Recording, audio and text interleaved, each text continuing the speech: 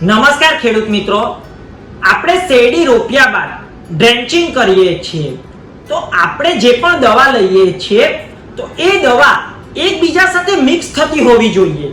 કારણ કે આપણે બજારની અંદરથી કોઈ પણ દવા લઈ આવીશું પણ એ દવા એકબીજા સાથે મિક્સ ન થતી હોય તો એ બે દવાની અંદર રિએક્શન થઈ જાય છે, જેના કારણે આપણને રિઝલ્ટ મળશે નહીં.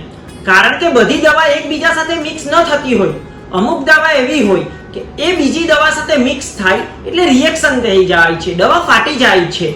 તો આવા કેસની અંદર આપણને રિઝલ્ટ નહીં મળશે. માટે આપણે જે પણ દવા લઈએ છીએ, જે પણ દુકાનથી લઈએ છીએ, એ દુકાનદારને પૂછીને જ લેવી કે આ દવા એકબીજા સાથે મિક્સ થશે તો રિઝલ્ટ આપશે. કારણ કે ઘણા ખેડૂત મિત્રો ડ્રેન્ચિંગ કરે છે તો એમાં ઓર્ગેનિક દવાનું પણ કરે છે અને પેસ્ટિસાઇડની જે દવાની કેટેગરી છે એ પણ લે છે. તો એ કોઈ દિવસ રિઝલ્ટ નહીં આપશે. કારણ કે ઓર્ગેનિક બેઝિસના જે પણ બેક્ટેરિયા છે એને પેસ્ટિસાઇડની જે દવા છે એ બેક્ટેરિયા મારી નાખશે. માટે આ બધી વસ્તુનું પણ ધ્યાન રાખવું જોઈએ, નહીંતર આપ જે પણ ખર્ચો કરો છો એ વ્યય જશે, આપણને એનું રિઝલ્ટ મળશે નહીં. માટે આપ ડ્રેન્ચિંગ કરવા માટે જે પણ દવાની ખરીદી કરો છો એ દવા એકબીજા સાથે મિક્સ થતી હોવી જોઈએ અને ક્વોલિટીની હોવી જોઈએ.